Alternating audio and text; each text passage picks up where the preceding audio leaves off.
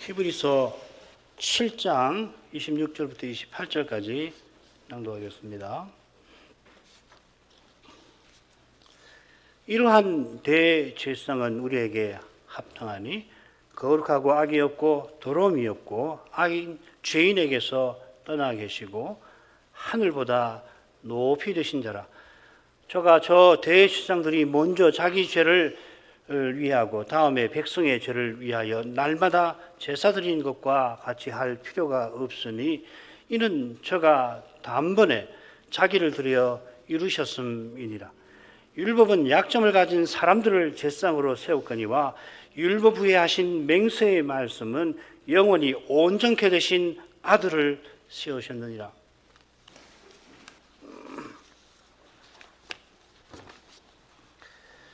선지자가 이 히브리서를 받는 교회와 신자를 위하여서 내가 멜기세덱에 관해서 할 말이 많다 하더니 과연 서신 한가운데서 멜기세덱 반차를 좇은 그리스도를 실로 길게 교훈합니다.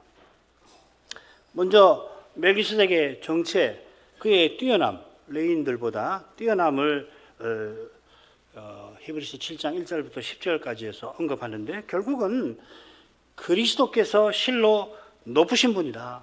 얼마나 높으신 분인데 뭘 하고 있느냐? 그걸 전하는 것이죠. 힘써 전하는 것입니다. 우리가 지금 그 부분 살피는데요. 서신 받는 신자들을 온전케 하신다. 특별히 이 점을 전합니다. 배도의 위험이 있지만은 절대로 그리스도를 믿는 사람들은 그 위험에 무너지지 않는다. 그 말이죠. 멜기세덱 반차가 실은 오실 메시아 덕분에 존재하는 것이에요. 이것은 멜기세덱이 하나님의 아들에게 방불하게 되었다 하시는 말씀, 거기서 우리가 이미 확인한 바가 있죠. 예수께서 그렇게 멜기세덱 반차의 반차를 좇는 제사장이 되어 주셨는데 이것은 우리의 구원을 위해서 하실 수 있는 모든 일을 다 하신 것 중에 하나인 것이죠. 주님이 얼마나 거룩하신지 오늘 낭독한 본문에서도 분명히 드러납니다. 지난 시간에 영원한 제사장이 온전케 하심을 우리가 조금 살피다가 마친 줄 압니다. 그래서 22절부터 25절까지를 말씀드리지 않은 내용을 조금 더 하고 오늘 읽은 본문으로 가겠습니다. 그 22절에 보면 영원한 제사장이신 것은 더 좋은 언약의 보증이 되신 것이다 했죠. 이 보증이라고 새긴 이 낱말이 이곳에만 나옵니다. 그 비슷한 표현이 이 성신께 자주, 아주 자주는 아니지만 바울 서신에 여러 번 사용되었죠, 그죠? 보증인 성신이 우리 구원의 보증이시다. 낱말이 다릅니다. 성신께서 그리스도의 영으로 우리 안에 지금 계시고 영원히 계시는 이 사실은 우리가 장차 그리스도와 같아질 것을 보증합니다. 그처럼 히브리서에서는 우리가 영원히 하나님을 가까이 할 관계와 교제를 더 좋은 언약이라 부르고 쉽게 말해서 우리가 제사장으로서 하나님께 영원히 나아간다는 말이죠. 그 언약의 보증이 뭐냐? 그 언약의 보증이라는 것은 이 관계와 교제가 영원히 이루어지게 하는 근거라 이 말이죠. 그 근거가 바로 하나님이 맹세로 영원한 대제사장을 세우셨다. 그래, 그분이 영원히 우리를 위해서 간구하심으로 우리가 영원히 하나님께 나아가는 거다. 온전히 구원을 받을 수 있는 거다. 그 말입니다. 그러니까 더 좋은 언약의 보증이라는 것은 새 언약의 중보자죠. 제가 지난 시간에 아예 중보자라고 말씀을 드리지 않았습니까? 설명 없이. 이를 바울 사도는 그리스도 안에 있는 자는 결코 정죄함이 없다. 이렇게 하나님께서 그리스도를 믿는 자를 의롭다 하신다고 바울 사도는 그렇게 표현한 거죠. 의롭다 하신다는 것은 하나님을 가까이 하는 법적인 자격입니다. 조건입니다. 이 조건을 상징하는 것이 레위에서 말하는 정한 상태인 거죠. 성막 제사에 나갈 수 있는 상태, 정한 상태 아닙니까? 이게 뭘 상징하냐면 우리가 하늘 예배, 영원히 하나님께 나아가는 이 자격을 가리키는, 상징하는 거거든요. 그림자로서. 요한복음에서는 예수님께서 내가 곧 길이다 하셨는데 히브리서에서는 십자가 지신 주님께서 하나님께 나아가는 새롭고 산 길을 여셨다고 이 결론에서 경험할 겁니다. 그처럼 레위 제사장은 죽음을 인해서 항상 잊지 못하는 반면에 예수께서는 영원히 계십니다.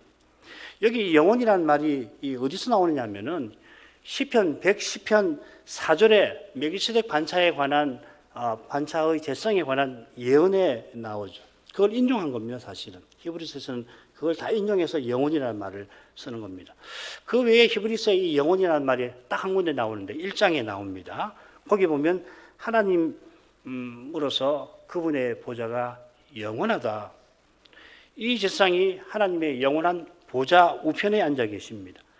보좌에 앉아 계셨던 여호와께서 여호와의 종으로 세상에 오셔서 다시 하늘에 올라가서는 아버지 우편에 계십니다.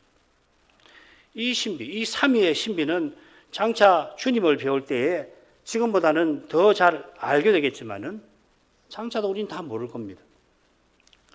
장차 우리가 할 일은 이 신비를 영원히 매 순간 깨닫고 맛보는 것이죠. 이것이 우리가 하나님을 아는 그 방식이라 할 수 있습니다. 지금 우리가 하나님을 아는 길이 그리스도입니다. 신약의 선자는 우리를 위하여 간구하시는 그리스도시라 교훈했죠. 25절이 그겁니다. 그러므로 자기를 힘입어 하나님께 나아가는 자들을 온전히 구원하실 수 있으니 이는 그가 항상 살아서 저희를 위하여 간구하심이니라. 25절 처음에 그러므로 했는데 예수께서 영원히 계시고 그 제사장 직분은 갈리지 아니한다. 영원히 대지상으로 계심으로 주님께서 우리를 온전히 구원하실 수 있다 했는데 원문에 중요한 말이 하나 있어요. 또한 우리를 또한 온전히 구원하실 수 있다. 그러니까 주님께서 영원한 대지상으로서 하실 수 있는 일이 또 있다는 거죠. 그렇죠? 그러니까 또한이라고 했을 거 아니에요. 그게 뭐냐면 우리의 대지상께서 이미 하시는 일을 가리키는데 자기를 힘입어 하나님께 나아가는 자들이라는 표현에 이미 하시는 일, 하실 수 있는 일이 거기 암시되어 있는 겁니다. 하나님께 나아가는 이 일은 오직 그리스도를 힘입어서 그리스도를 통하여서 이루어집니다. 이 세상에 가장 경건한 사람이 있다 하더라도 스스로 하나님 앞에 나아가지 못합니다. 죄 없던 아담도 스스로 하나님께 나간 건 아니죠. 어디서 알 수 있냐면 하나님이 에덴 동산을 창설하시는데 아담을 먼저 에덴 동산 바깥에서 지으시고 그를 동산으로 이끄셔서 그에게 사명을 주시는 데서 알 수 있습니다. 그러니까 본래 인생은 에덴 바깥에 있었습니다. 그처럼 아담이 언약을 어겼을 때는 당연히 동산 밖으로 쫓겨나는 겁니다. 에덴의 동편으로 거기 출구가 있으니까 쫓겨나는 겁니다.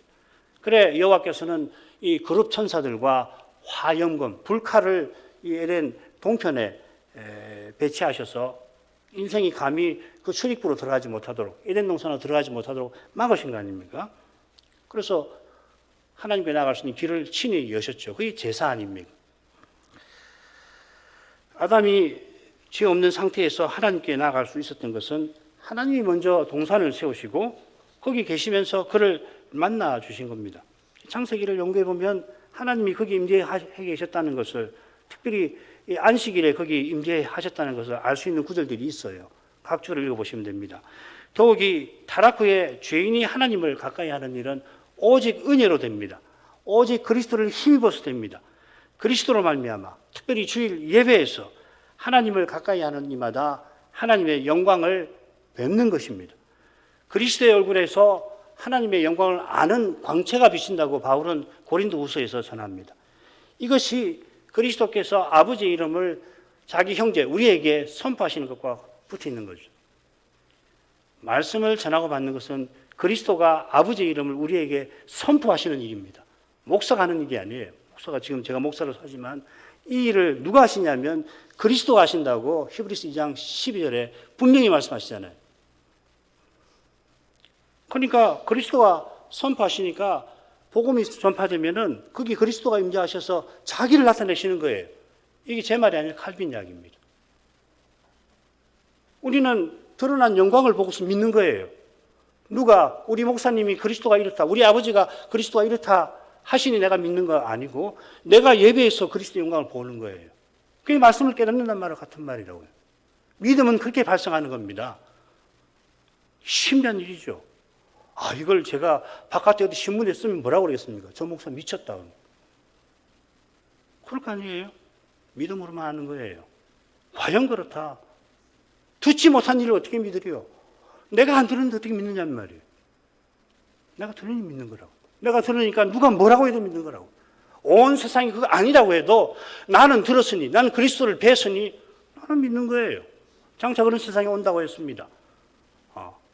온 세상이 저 그리스도를 쫓아갈 텐데 나 혼자 있는 것처럼 느껴질 겁니다. 그럴 수 있어요. 교회가 유지되겠습니까? 저 그리스도가 인해서 탄압하는데. 그러면 홀로 산에서 예배를 드리는지 다락방에서 지하실에서 드릴지 모르겠어요. 그런데도 틀림없이 내가 그리스도의 영광을 배웠으니까 그분이 말씀, 성신과 말씀으로, 성신으로 내 안에 사시고 말씀으로 역사하시니 믿는 거예요. 이게 믿음인 겁니다. 예배가 그런 것입니다. 하나님께서 그리스도의 선포, 말씀을 통하여 우리를 가까이 하시니 우리도 그리스도를 말미암아 하나님을 가까이 하는 거죠. 그 기도죠. 찬송이죠. 헌상과 경배죠. 우리가 그리스도로 말미암아 하나님을 가까이 하는 것은 우리에게 선포하시는 그리스도께서 또한 우리를 위해서 간구하시는 까닭이라고 히브리서는 교훈합니다. 그리스도께서 선포하시지요. 그런데 우리가 몰라요. 선포하신 말씀을 우리가 스스로 깨닫지 못한다는 말이죠.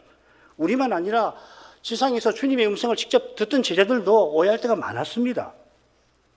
심지어 3년을 지낸 사도들 오해했죠.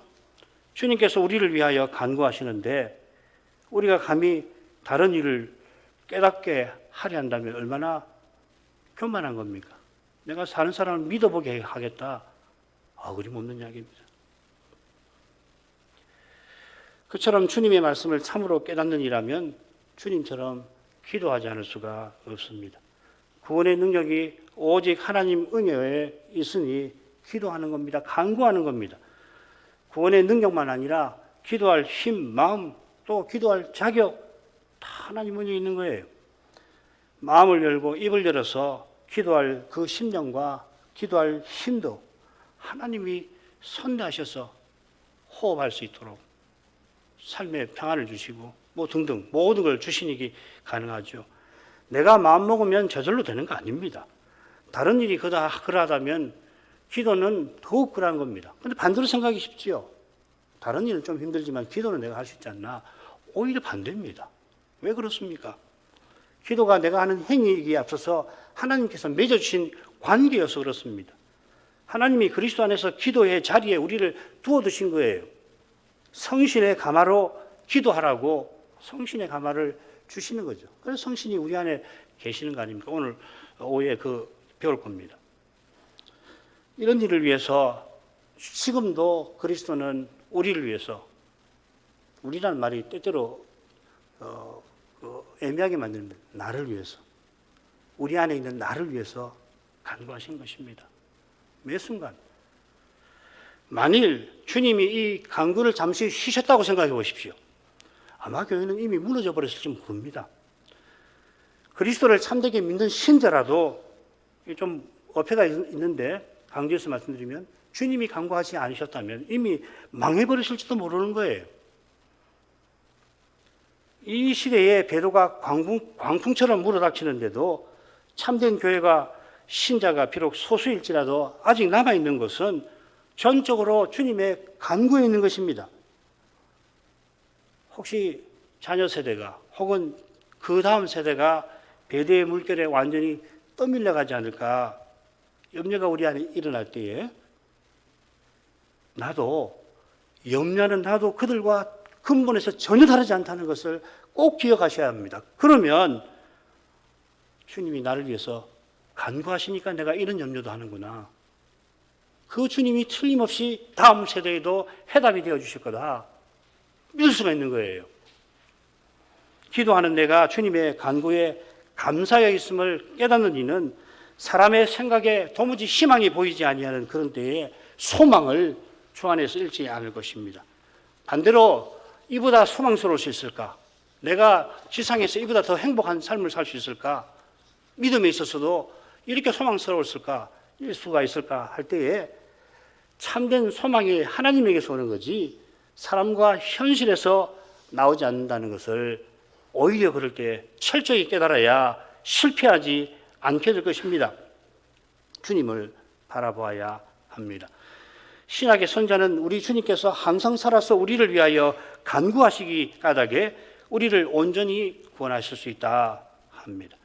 주님께서 항상 살아서 우리를 위하여 간구하시니 나의 의인은 믿음으로 말미암아 살리라는 교훈도 나오는 겁니다. 의인이 믿음으로 말미암아 산다는 것이 이 인용된 히브리서 10장 38절 뒤에 나오는데 뭐라고 나오냐면 우리는 뒤로 물러나 침륜에 멸망에 빠질 자가 아니요 오직 영혼을 구원함에 이르는 믿음을 가진 자니라 했습니다. 뒤로 물러나 침륜에 빠진다는 게 뭐냐면 배도에 떨어져서 망한다는 이야기입니다. 특별히 그런 뜻입니다. 히브리서에서는. 히브리서 3장에서 이미 누군지 밝혔지요. 광야의 1세대 대부분입니다. 그들이 믿지 아니하니까 여호와께서는 심지어 맹세까지 하시면 너희가 내 안식에 들어오지 못하리라. 절대로 못 들어온다. 맹세까지 하셨다 하시지 않았습니까? 정말 배도는 이런 겁니다. 배도는 용서받지 못합니다. 진정으로 배도하는 사람, 그리스도를 대적하는 사람은 절대로 용서받지 않습니다. 못합니다. 요한도 그런 사람에 대해서는 기도하지 말라고 그랬죠. 그렇게 무서운 겁니다. 10장에서 또 보도록 하십시다. 의인이 믿음으로 말미암아 산다는 것이 뭐냐? 하나님을 향하는 겁니다. 하나님을 가까이 한다는 겁니다. 하나님을 향하는 거기서 우리의 구원이 이루어져 가는 겁니다. 점점점 이루어져 가는 겁니다. 하나님을 가까이 하는 이것이 구원의 핵심입니다. 구원은 영원히 죽지 않고 사는 것이 핵심 아닙니다. 하나님을 가까이 하는 것, 하나님을 모시는 것, 하나님과 교통함입니다. 우리가 교회로 서 있다는 것은 하나님을 모시고 가까이 한다는 거고 우리가 교회로서 사명을 행한다는 것은 목자이신 주님의 인도를 받아 하나님을 향한다는 겁니다. 우리의 사명은 그거예요. 우리 현장 전문이 그걸 밝히지 않았습니까? 그리스도 교회의 가장 바른 자태를 구현하기 원하여 우리가 교회연합을 형성한다 했습니다. 이는 하나님의 거룩한 사랑을 참으로 맛본 사람이 이 헌장을 작성한 분이 하나님 사랑을 참으로 맛본 사람이라는 걸 우리가 다 아는데 하나님을 향한 그 사랑을 겸손하게 고백한 표현입니다. 이 고백이 믿음으로 말미암은 것입니다. 이 믿음은 우리를 위하여 간구하시는 주님을 믿고 의지하는 겁니다. 주님께서 내 믿음을 붙들어 주시기를 겸손히 고백하는 겁니다. 이 순간에도 연약한 나를 위해서 우리를 위해서 예수께서 간구하셔서 지금 내가 하나님을 부르는 것입니다. 바울이 로마서 7장 후반부에서 죄에게 포로 노릇하는 것을 탄식한 것도 결국 자신을 위하여 간구하시는 주님을 향한 절규인 것입니다. 8장에서는 우리 안에서 말할 수 없는 탄식으로 우리를 위하여 간구하시는 성신을 교훈하는데 그의 탄식은 성신을 전심으로 의지하는 데서 나오는 것입니다. 바울의 탄식이 그런 것이죠. 사도가 그렇다면 우리는 말할 게 없습니다. 사도 시대에도 그가 탄식했다면 우리 시대에는 더더구나 탄식하지 않을 수가 없습니다. 오늘 로마서 8장 16절에서 또 갈라디아서 4장 6절에서 우리가 그걸 생각할 겁니다. 신약의 선지자가 서신받는 교회에게 이 진리를 전하기를 바랐던 겁니다. 이 교회가 아름답게 출발했지요. 서신받을 때에는 그러나 큰 위기에 봉착했습니다. 그 위기가 배도의 위험입니다. 처음 믿을 때에 재물을 몰수당하고 생명마저 위태로웠는데 그게 믿고 얼마 되지 않은 데인데 놀랍게도 그들은 생명, 목숨을 버리려 하던 동지들과 하나가 되어서 기꺼이 그러려고 했죠. 그런데 그 동지들이 지금 하나님의 아들을 못 박는 그런 끔찍한 짓을 하고 있습니다. 이들이 식구와 친척이라면 사실 식구나 친척보다 더 소중한 것이 믿음의 친구인데 그런 친구라면 그들과 영영이 갈라져야 할 처지에 놓였습니다. 주님을 향하려면 이 친구들을, 친척을 뒤로 해야 합니다. 그들과 함께 이 세상에 속한 모든 것을 뒤로 했던 터라 이제 그들을 뒤로 하면 전부 잃는 형편에 놓일 것입니다.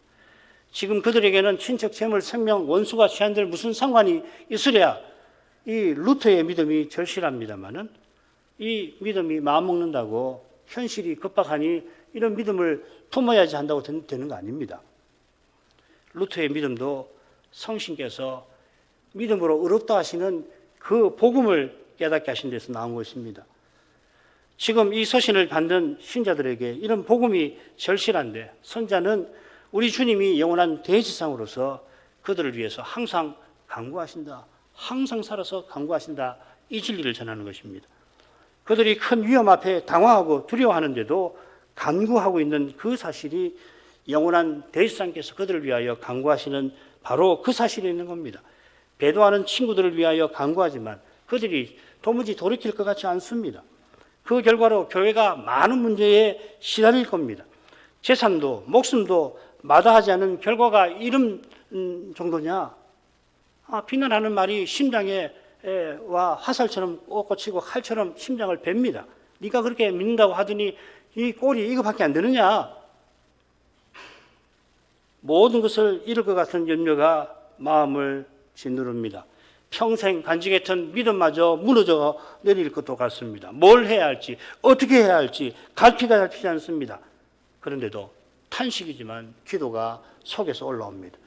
무엇이 주의 뜻인지 여전히 헤아리기 힘들지만 주님의 뜻이 이루어지기를 구합니다. 약속하신 그날은 까마득하게 느껴집니다만은 그런데 그 약속이 계속 마음을 이끕니다. 사람이 도무지 풀 수 없는 형편이 눈앞에 가득합니다만은 주님이 풀어주실 거라는 소망은 사라지지 않습니다. 그 소망이 피어올랐다가 연기처럼 사라지곤 하는데 어느새 낙심한 이 마음이 하늘로 저복된 장래로 재림의 날로 나아갑니다. 예수께서 항상 살아서 나를 위해서 간구하셔서 이런 일이 있는 것입니다. 주님께서 하늘과 땅의 모든 권세를 지니셨는데 대지상으로서는 간구하십니다. 이것은 오직 구원하시는 아버지와 하나님을 바라고 의지하시는 것입니다. 그분은 지상에서 자기를 죽음에서 구원할 이에게 심한 통곡과 눈물로 간구와 손을 올리면서 아버지의 응답을 계속 받아 마침내 십자가에 나아가셨습니다. 이제 우리도 주님처럼 고난을 받아 영광에 이르게 하려고 그 길을 걷게 하시려고 간구하십니다. 주님처럼 고난받는 길이 믿음에 있는 것입니다. 죄 지어서 매를 맞으면은 칭찬받을 거 없고 다만 지은 죄를 겸손히 회개해야 할 것입니다만은 믿음의 길에서 고난을 받고 참으면 하나님 앞에 감사할 것입니다.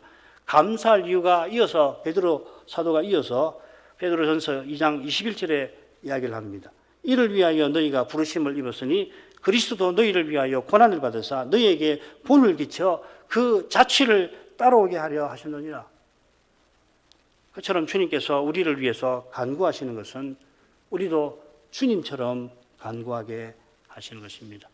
이게 로마서 8장 16절이죠. 아바 아버지하고 부르짖게 하시는 것이죠.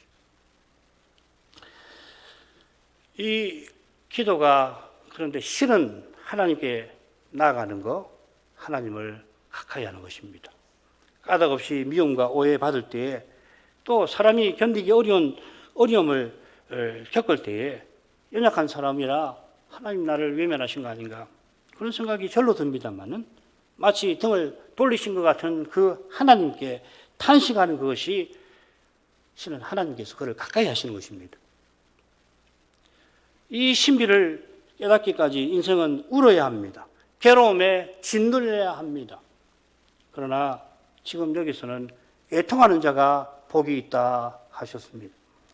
주의 이름을 인하여 고난을 받는 것이 장차받을 영광을 이룹니다. 장차받을 영광 이루는 길은 이거밖에 없어요. 제가 목사로 성경을 처음부터 끝까지 다 보지만은 영광을 이루는 길은 고난받는 것밖에 없어요.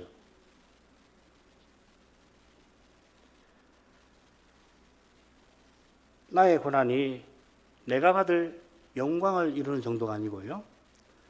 나의 고난이 우리 모두가 받을 저 충만한 영광을 이루는 데 쓰입니다.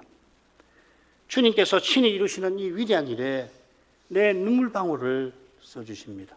나도 내가 그런 일이 있었던가? 내가 그때 울었던가? 그럴 눈물이지만 주님께서 장차 들어가게 하실 저 영광에 없어서 안 될 정도로 소중하게 써주십니다.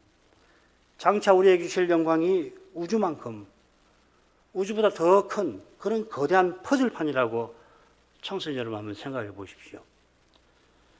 이 퍼즐판이 얼마나 신비하냐면은, 그 영광이 얼마나 신비하냐면은 우주만큼 거대한데 무수한 퍼즐이 있어서 퍼즐 하나가 먼지만큼 밖에 안 됩니다만은, 먼지만한 그 작은 퍼즐 하나를 빼버리게 되면은 전체 아름다움이 단번에 확 사라질 만큼, 그렇게 우리가 겪는 작은 고난을 주님은 귀하게 써주십니다. 하나도 허투루 쓰이지 않습니다. 내가 고난받아 설리는 눈물방울 누가 알아줍니까? 근데 주님은 병에다가 담아 놓으신다고 하셨습니다. 우리 흘리는 눈물방울은 병에다 다 담아 놓으신다고 하셨습니다.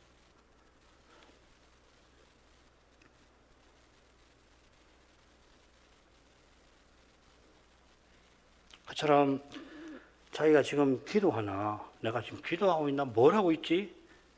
헷갈릴 정도로 기도가 도무지 하기 힘든 처지이지만 어쩌면은 그때가 하나님께서 가장 가까이 해주시는 순간일지도 모릅니다. 마침내는 그걸 깨닫게 하신 때가 오지요. 지상에서 가장 어두웠던 때, 시편 88편의 시인 그 마지막 시의 그 마지막 부분 말이에요. 이제 죽음에 나의 친구가 없다 한 그 고백 말이에요. 그때가 지상에서 가장 아름다웠던 순간일지도 모릅니다. 그래서 그렇게 슬펐던 거고, 그렇게 고통스러웠던 것이고, 그렇게 암담하고 힘든 것인지도 모릅니다. 도무지 견딜 수 없을 것 같았는데 용케 견딥니다.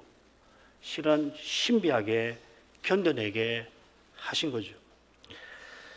오늘 읽은 본문으로 가죠. 셋으로 나눠서 보려고 합니다. 먼저 28절, 26절 읽어보겠습니다. 이러한 대접상은 우리에게 합당하니 거룩하고 악이 없고 더러움이 없고 죄인에게서 떠나 계시고 하늘보다 높이 되신다라. 선자는 주님께서 이러한 분이라고 강조합니다. 이러한 분은 누구냐면 자기를 힘입어서 하나님께 나아가는 자들을 얼마든지 온전히 구원하시는 분을 가리킵니다. 자, 이 점에 비춰서 이 대상이 우리에게 합당하다 하는 표현을 살펴야 합니다. 이 합당하다는 표현이 어디 한 번 더 나오냐면은 히브리서의 주제라고 할 수 있는 2장 10절에 나옵니다. 만물이 나고 만물이 말미암은 자에게는 많은 아들을 이끌어 영광에 들어가게 하시는 일에 저희 구원의 주를 고난으로 말미암아 온전케 하심이 합당하다. 바로 거기 나오는 겁니다. 똑같은 말입니다.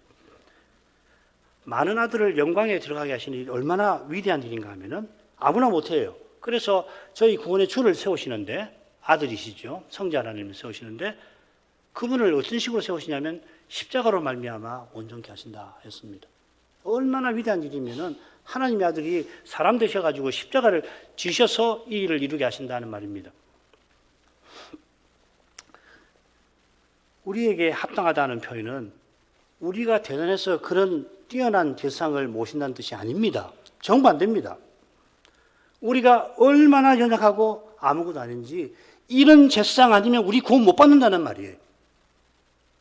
자, 이어서 이분이 어떤 분이신지를 설명하는, 다섯으로 설명하는데요. 아주 간단하게 설명을 드릴 수 있겠습니다. 이 거룩하다 하는 거하고 하늘보다 높이 되신 분이라는 거, 이게 서로 짝을 이루고 가운데 부정적인 것이 셋이 나오죠. 그죠?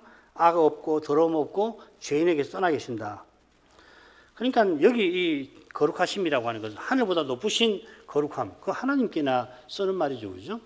우리도 거룩한 성도 아닙니까? 아론도 거룩한 사람이죠. 그런 뜻이 아니라는 거죠. 우리의 대제사장은 사람 대신 하나님입니다. 하늘보다 높다는 것은 하늘 성소도, 지금 예수님이 올라가 계신 하늘의 성소도 이분에게는 부족하고 부족하다는 겁니다. 우리에게는 뭐 더 바랄 수 없는 본향 아니에요? 하늘나라에 들어갔으면 저 하늘은 얼마나 아름다울까? 얼마나 거룩할까? 죄가 없고 죽음이 없는 그곳은 얼마나 복스러울까? 그 나라에 이르렀으면 우리 신자들 날마다 그 바라는 거 아닙니까? 그러나 그것이 예수님께는 비천한 곳이죠. 예수님을 모실 만한 자격이 있는 곳이 아니에요. 그 솔로몬이 이 성전 세울 때 그렇게 고백을 했지요. 그 다음으로 넘어가죠. 그처럼 악이 없고 더러움이 없고 죄인에게서 떠나 계시는 분께서 죄인인 우리와 모든 점에서 한결같이 시험받아 주셨다는 것을 강조합니다. 이제 성신을 주셔서 죄인인 우리와 영원히 떠나지 아니하십니다. 죄인인 우리를 위해서 간구하셔서 우리가 의인으로서 심지어 의인 그리스도처럼 살게 하십니다. 장차는 대지상이신 그리스도와 우리를 같아지게 하실 것입니다. 이런 사랑으로 주님께서 지금 우리를 위해서 간구하십니다. 우리가 주님의 사랑과 은혜를 잊고서 나를 높이는 것을 주님이 보실 텐데 얼마나 인내하고 계시겠습니까? 얼마나 한심 정도가 아니겠죠. 주님의 거룩한 심정을 상상이나 할 수 있겠습니까? 아무것도 아닌 죄의 덩어리인 자기를 드러내고 싶어가지고서 그 바둥바둥대고 어떻게 하면 자기를 호소하고 자기를 인정받고 싶어가지고 한다는 그런 우리를 보고 주님이 얼마나 인내하시겠습니까? 아버지께서 자기 원수들을 발등상 되게 하실 때까지 주님은 기다리신다 하셨는데 그날을 바라보면서 우리의 부족과 연약과 죄를 길이 참으시면서 아버지 앞에 우리의 대언자로 늘 나타나십니다. 요한일서 2장 1절이 그것입니다. 주님이 길이 참으시는 이 사랑을 우리가 기억한다면 우리도 까닭없이 미워하는 이들을 향해서 참을 수가 있겠죠. 달리 방법 없습니다. 주님이 나를 얼마나 사랑하셨는지를 깨달아야 되는 거죠. 우리 주님도 아버지, 하늘 아버지의 온전하심을 본받으라. 네 원수를 사랑하라 하셨습니다. 사도도 원수 갚는 것은 내게 있으니까 네가 갚지 말고 내게 맡겨라. 너는 뭐 하느냐? 너에게 까닭없이 원수질하는 사람들에게 선대하라. 그게 악을 선으로 이기는 거다. 그렇게 말씀하셨죠. 이것이 이 선으로 악을 이기는 이것이 여섯 동안 이어지는 우리의 삶의 소명의 내용이라고 할 수 있습니다. 우리가 다 다른 일 하잖아요. 어떤 분은 농사를 짓고 어떤 분은 직장인 아니고 어떤 분은 의사로 봉사하시기도 하고 뭐 교수도 있고 선생도 있고 학생도 있지만은 다 소명이 다른데 본질은 같은 겁니다. 그리스도를 드러내는데 어떻게 드러내느냐? 원수를 사랑하는 것이 정점이라고 하는 겁니다. 자, 27절로 가죠. 시간이 많이 가서 나머지 강설지에서 채우시기 바랍니다. 저 대제사장들이 먼저 자기 죄를 위하고 다음에 백성의 죄를 위하여 날마다 제사 드리는 것과 같이 할 필요가 없으니 이는 저가 단번에 자기를 들여 이루셨음이니라. 우리에게 과분하신 이 대제사장이 아론 제사장과 어떻게 다른가를 설명합니다. 저 대제사장들은 아론과 그 자손들이죠. 그들은 날마다 제사를 드리는데 백성의 죄만 아니라 먼저 자기 죄를 위하여 드려야 합니다. 우리 같은 죄인입니다. 그들이 거룩한 사람이 되었는데 그 목적은 오실 메시아를 가리키도록 자기도 가리키고 백성도 바라보도록 하는 데 있죠. 그들이 드리는 제사는 인생의 죄를 못 없습니다. 송아지를 천천으로 수십 마리를 드린다 해도 송아지보다 더 값진 동물을 만만으로 드린다 하더라도 만만이면 억입니까? 10억입니까? 우리 죄를 도무지 사함받지 못합니다. 죄 사함 받는 길은 오직 그리스도께서 자기를 드린 그 제사에 있습니다. 이 주제를 우리가 8장에서 9장에서 10장에서 계속 다른 성경에서도 배울 겁니다. 그리스도께서 하늘보다 높이 되신 그런 자기를 온전한 제사로 단번에 영원히 드리셨습니다. 이 완전한 제사 위에서 주님은 이제 항상 사셔서 우리를 위해서 간구하십니다. 왜? 왜 이렇게 하시는 겁니까? 그 말은 왜 우리가 예수 믿고 바로 천국 가지 않고 이 짧지만은 별의별 일이 다 있는 특별히 죄와 죽음의 현실에 시달리면서 살게 하시는 겁니까? 그것이죠. 그죠? 자, 28절로. 이건 뭐 다 우리가 공부할 겁니다. 또 10장 부분에 가서 특별히 또 공부할 것 같아요. 28절로 가겠습니다. 율법은 약점을 가진 사람들을 제상으로 세웠거니와 율법 후에 하신 맹세의 말씀은 영원히 온전케 되신 아들을 세우셨느니라. 20, 21절에서 이미 살폈습니다. 8장 이후에도 또 나올 겁니다. 율법과 맹세의 말씀이 대조를 이루듯이 약점 가진 사람들과 영원히 온전케 되신 아들이 대조를 이룹니다. 이 아들은 하늘보다 높으신 성자이십니다. 그런 분이 영원히 온전케 되신 대지상으로 계셔주시는 겁니다. 우리를 영원히 온전케 하려고, 우리가 하나님께 영원히 다가가게 하시려고 성자께서 영원히 이런 대지상으로 하나님이시지만 사람으로 계셔주시는 겁니다. 성신도 그래서 우리 안에 영원히 그리스도의 영으로 계시는 거죠. 이 사랑이 얼마나 큰지 우리가 영원이라도 헤아리지 못할 겁니다. 지금 여기서 얼마나 헤아리고 있는가, 날마다 부족하고 부족함을 느낍니다. 겸손은 이런 데서 필연적으로 우리에게 생길 수밖에 없겠습니다. 기도하십시다.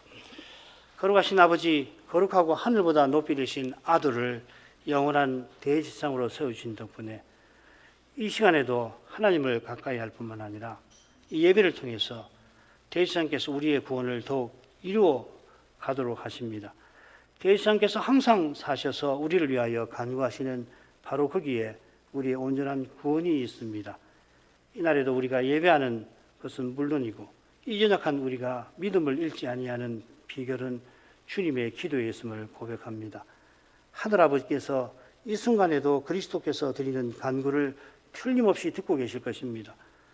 주님이 그리스도께서 과연 무엇을 위해서 간구하시는가? 신이 강단을 통해서 아버지 이름을 선포하시는 그 일을 통해서 우리에게 계속 알려주시는 줄 압니다. 주님의 교회들 안에 이런 일이 늘 있게 하셔서 주님께서 찾고자 하시는 그런 순전한 믿음으로 저희가 살아갈 수 있게 하옵시고, 그런 믿음으로 살아가는 신자들 끊이지 않게 하실 텐데 바라건대는 저희 곁에 많게 해 주시옵소서. 예수님 이름으로 기도합니다. 아멘.